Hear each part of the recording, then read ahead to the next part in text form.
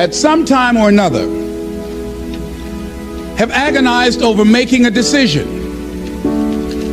Some decisions are major decisions. And also there are a lot of small decisions that we don't make, that they tax our minds, they drain our energy, they create a lot of anxiety and nervousness and mental torment because we don't take care of it. We decide not to decide, which is a decision. Deciding to decide, to act, is a major, major challenge for all of us at different points in different areas of our lives. And there are things that happen to us along the way, experiences that we have that prevent us from working through the mental block of acting, of doing those things that we know we ought to do. And so what I want you to think about is, what is there that you know you need to do, that you want to do this, but for some reason or another, you've been holding back. For some reason or another, you just have not been able to gather your nerves or be able to work through the procrastinating or putting it off or justifying or blaming. Some reason or another, you just haven't done it. And you know you ought to do this. You really want to do this, but you don't know why you haven't done it. Because in order to begin to reinvent your life, you've got to make a conscious, deliberate, determined effort. That you really have got to put all of yourself into it. It's very challenging to act, to do those things. There are times when you're looking at it and you say, I know I need to do this, but I don't feel like it. I don't want to do it. I know I need to do it, yet leave me alone. No. I don't want to do it. So what do? What are those things that cause us to do like that? I think that among the things that prevent us from acting is the fear of failure. And if you've already failed, you don't want to fail again. The pain of that, the disappointment, the fear of loss is another thing. Because many times when we do those things that we know we need to do, we feel that we might lose somebody that we love very much and care about. We don't want to hurt anybody. Many of us don't act because we want other people's approval. We want everybody to like us and to accept us. And that's not possible. Many of us don't do the things that we want to do and don't act because of lack of self-confidence. We don't believe enough in ourselves. And so there are many reasons why we don't act. There are other things, though, that affect us. Is that not wanting to take personal responsibility. We want somebody else to do it. And many times we pick up our inability to do certain things from people that we love, people that we admire. What I'm saying to you is that as you begin to look out on your life, this is challenging. This is not easy acting. So what are the things that we can begin to do to harness our will? Number one, you've got to bring it out and look at it. You got to take the power out of it. You've got to expose it to the truth. And the truth is that it has no power over you. So write down something you want to act on, but for some reason that you've been holding back, and look at it. The next thing is, ask yourself the question, is it helping you to continue to put it off? If it's an asset for you to continue to procrastinate, then continue to do that.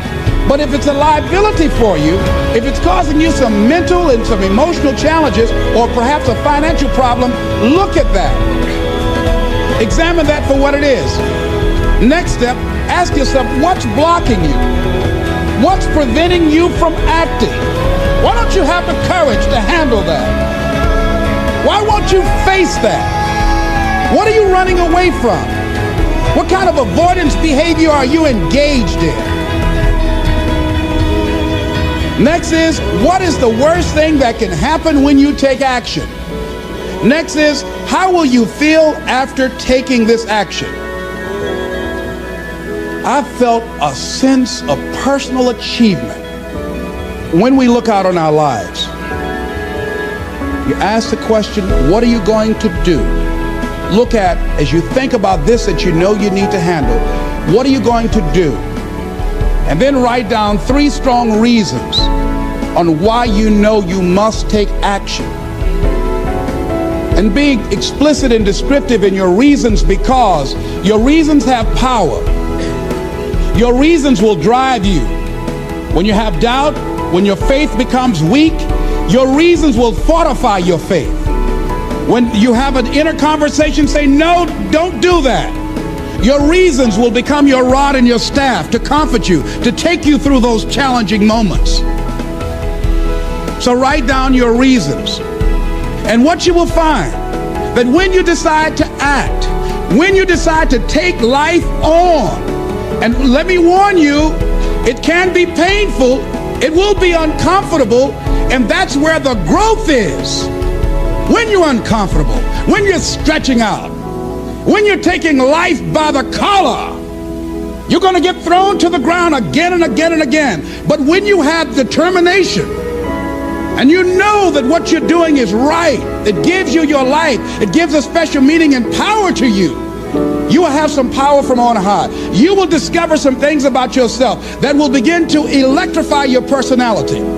You'll begin to discover some things about you that you don't know you've got. If you want something out of life, if you want to change yourself, if you want to acquire something, if there's some goal that you want to reach, that is really not easy as some people will make us feel. That living your dream, changing your behaviors, overcoming negative habits, it's challenging. It's hard. That living alone is just very difficult. And once we begin to come to grips with the fact that living is difficult, life is very challenging. I heard a song once by a guy named Dimples called, "If it ain't one thing, it's another." I say to you, if it ain't one thing, it's 12 others. So how do we begin to nurture that hunger? What are the characteristics or the qualities of people that are hungry? What will it take for me to get some of the things that I want? Being hungry for those things. Number one, you've got to work on yourself. It's very important that you engage in an ongoing process to develop you. Spend more time on yourself than what you've been spending. It's very important. You owe that to yourself. I was reading a book by Og Mandino called The University of Success. Read one line, gave me a chill. I didn't have to read anything else in the book. He said, many of us never realize our greatness because we become sidetracked by secondary activity. We spread ourselves too thin, don't know how to say no.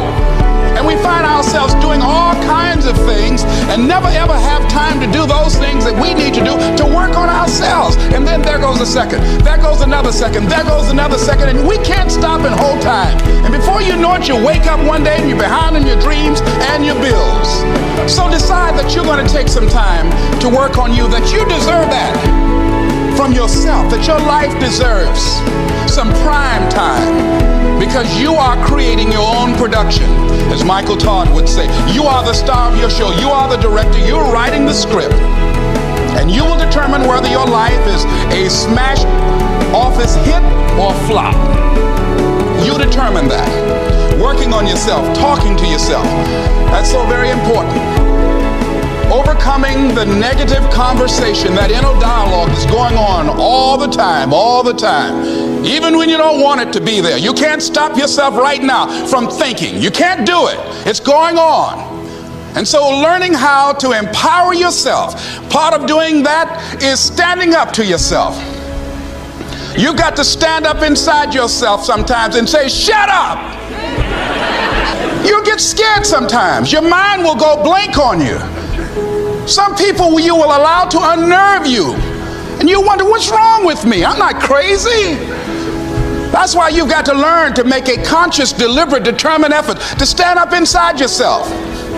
Working on yourself, watching that inner dialogue, it will determine the quality of your life.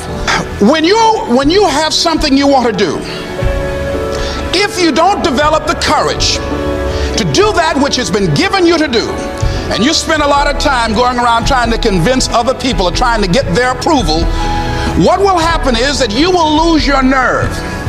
And other people will convince you that what you're doing doesn't have any value, and you'll give up on your dream. One idea can turn your life around. deciding that you're going to focus to develop your skills. Most people never develop their talents. They have skills and abilities, but if you don't nurture them, if you don't develop them, they will never serve you. Your gifts can take you many places if you develop your gifts. Most of us don't like to do those things that come easy to us. I grant you that your gifts will take you places that will literally amaze you. I grant you that if you begin to work to develop your gifts, you'll develop a strong sense of happiness. You'll get a larger vision of yourself, because part of beginning to get a larger vision of yourself, all of us need some area of our lives where we can have a feeling of competence. So you've got to work on it. When other folk are having a good time, you've got to have the strength of character to concentrate, to read, to digest information. If you decide in any particular area that you're concerned about, to make a conscious, deliberate, determined effort to read one book a month in that area, in 5 years, you'll be among the top 5% experts in the world. Decide that you're going to push yourself. Most people won't do that. Most people give up on themselves easily. You know, the human spirit is powerful. There's nothing as powerful. It's hard to kill the human spirit. The power to hold on in spite of everything, the power to endure. This is the winner's quality. The hunger, the ability to face defeat again and again without giving up. This is a winner's quality. You have that quality within you. When you're hungry, you don't care about the facts. You don't care about the odds. There's greatness in you. And you've got to learn how to tune out the critics outside and the critic inside. And since I'm going to do this, I'm going to harness my will. And I'm not going to let anything stop me. I deserve this. I'm going to do it until. If you want something, you have got to be relentless. You've got to learn how to become resourceful. You've got to learn how to become creative. When crises strike in your life, and in the Chinese language, crises mean danger, but it also means opportunity. And this is an opportunity for you to grow. And you've got to be so relentless, regardless of what comes down the pike, that you're always looking for a way to get over, always looking for a way that you can break through, always looking for a way that you can win, always looking for a way that you can strike a telling blow. Do you have the courage